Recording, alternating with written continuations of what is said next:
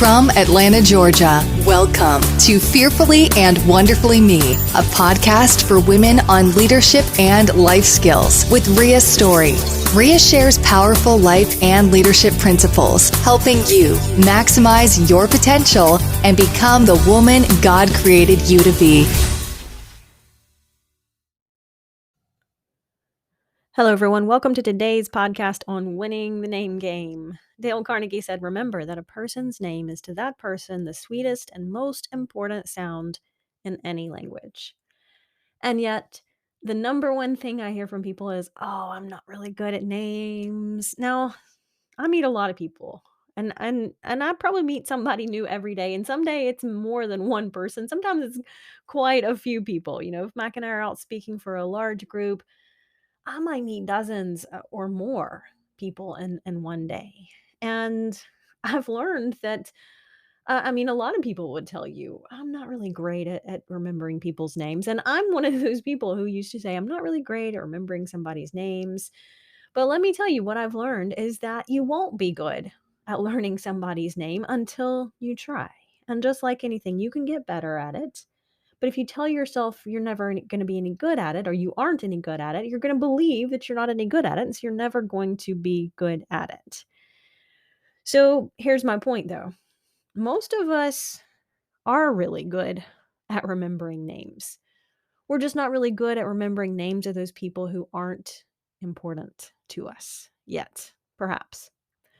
Right? You probably have no trouble remembering your boss's name. I bet you don't have much trouble remembering your spouse's name.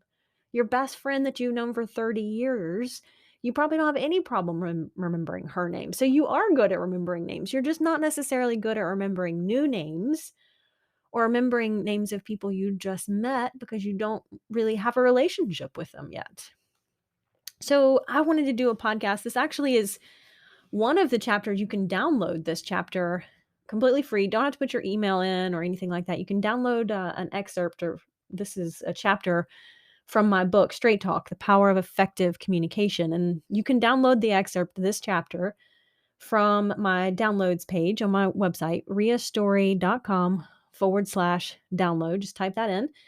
And there's a link there to Mac's books as well, but you can download chapters from many of my books there. So this is one of the things you can just go download, or you can just listen to the podcast, of course. But it's one of the things that I talk about is the ways that I have gotten better at remembering people's names. Now, I'm not perfect at it. Of course, none of us are perfect at anything, but I've put these tips into practice and I've gotten better at it. And I bet you can get better at it too. Remembering names, when you meet a lot of people, it's challenging for everyone, but here are some of the things that help me remember names. Number one, when I meet somebody, I repeat their name back immediately.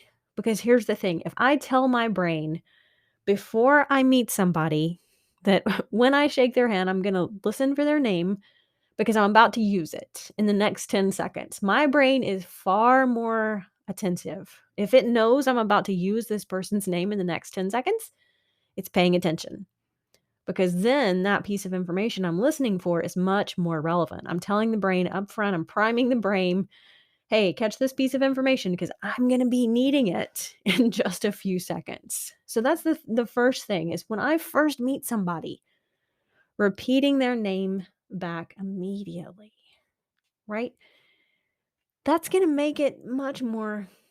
And if you get it the first time, it's much easier to get the second time, right? It's usually that first time we are so intent on focusing what we're going to say or how we're going to introduce ourselves or what all's going on or the situation or the scenario while we're meeting them to begin with. And so a lot of times we're just not paying attention.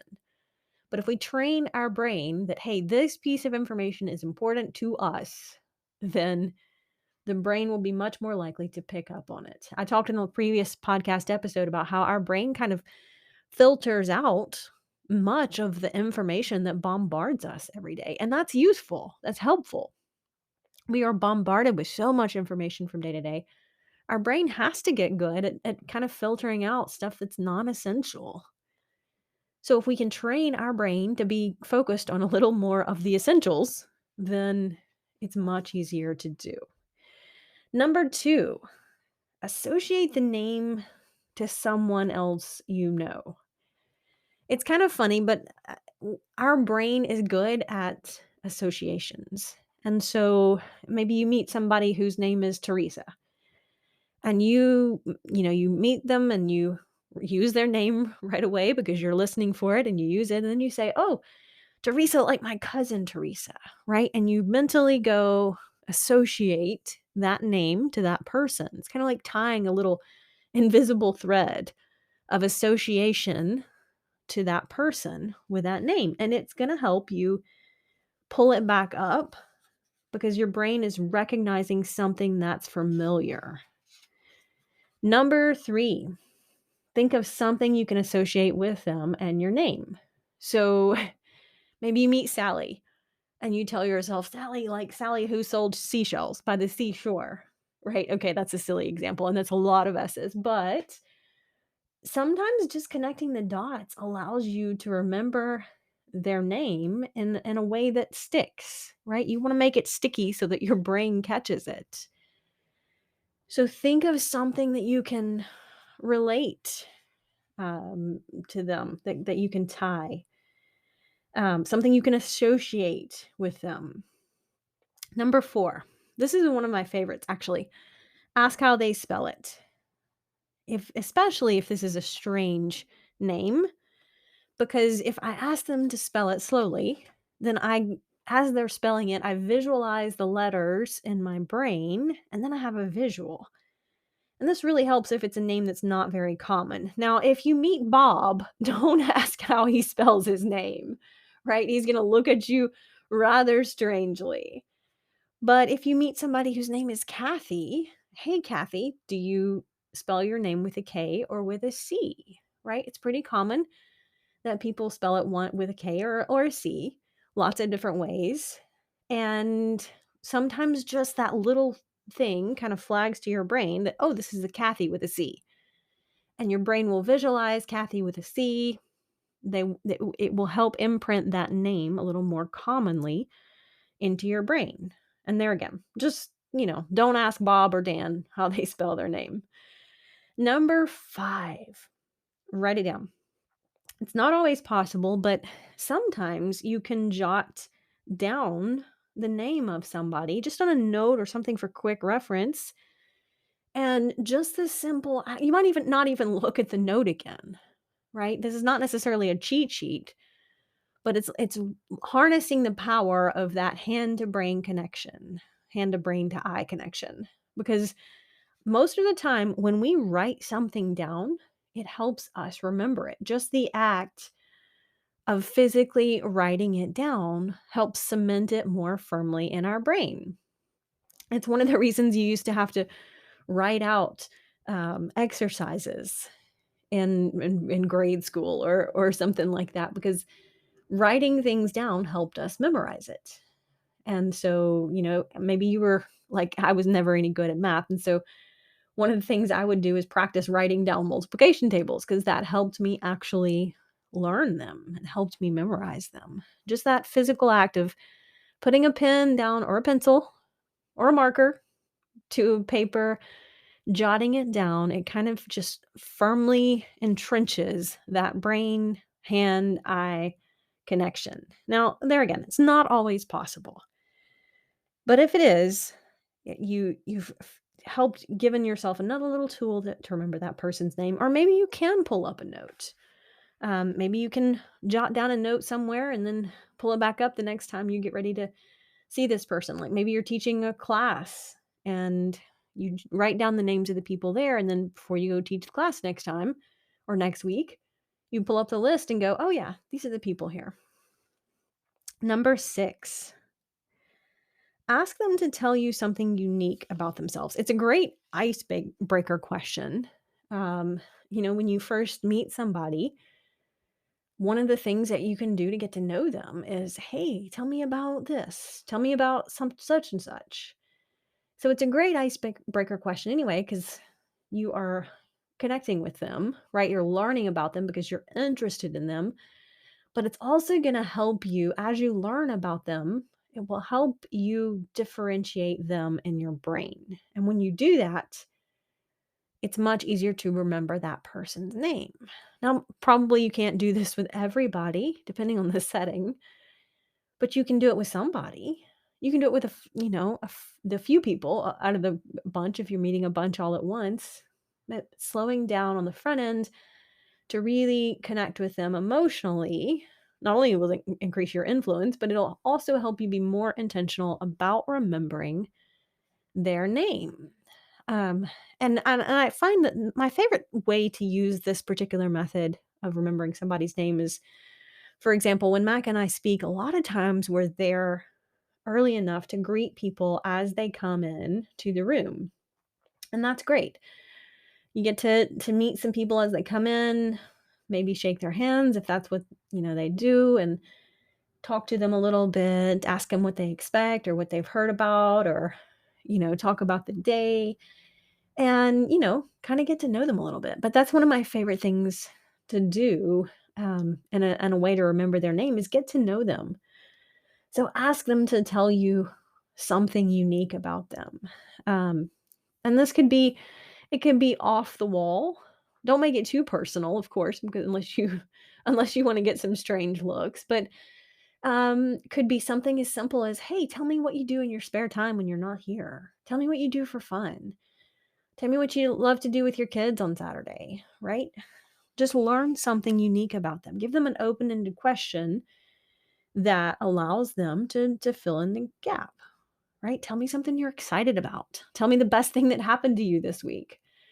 Lots of different open-ended questions that just allow them to control how much information that they share in a way that's not too terribly personal.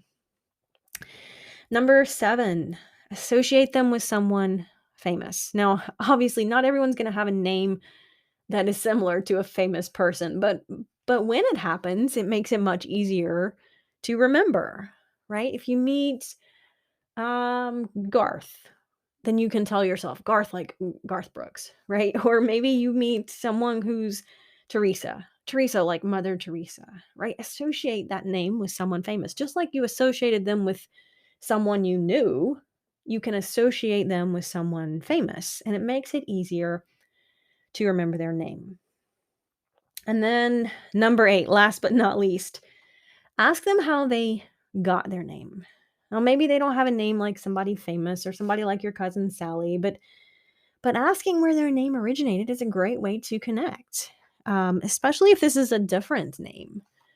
If someone has an unusual name or something that's clearly not Jane from, down the street, Jane, then that might be a way to learn a little bit about their culture or their family history or something unique. I love this because it just, there again, it gives you another way to not just remember their name, but also kind of a double tool that allows you to further that emotional connection. We talked about that in the last podcast episode, right? Being able to connect with someone before you really start trying to communicate with someone. And a lot of these ways of remembering their name will help you do both. Will help you remember their name, help you cement that name into your brain a little more firmly, but also connect with them on an emotional level. And all of those things are really great at helping you be more effective as a communicator, as an influencer. And there again, we're all good at remembering names. Well, I would think most everybody, maybe I shouldn't say everybody, but pretty much everybody is good at remembering names. We may not be good at remembering everybody's name, but we're pretty good about remembering the names of people who are important to us. So we can be more intentional about making sure that we want to get to know everybody because they are important to us. And that helps us increase our influence. As I said, if you found this interesting or we ran through it really quickly, of course, you can always listen to the podcast episode again, but you can also download this chapter from my website, free, completely free. You do not have to put your email in. I'm not going to spam you with email or sales funnels or anything like that. riastory.com/download. Until next time. Start increasing your influence and maximizing your potential with Ria's audiobooks. Available at audible.com, amazon.com, and iBooks. Please visit riastory.com to learn about Ria's books, resources, speaking, and training programs. Thanks for listening.